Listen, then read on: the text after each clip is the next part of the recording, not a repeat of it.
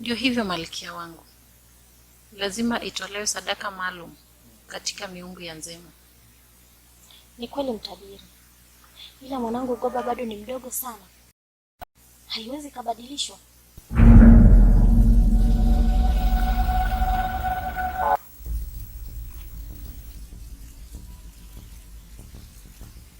Huwa haibadiliki malkia wangu, labda chagua moja, mtawala au Goba.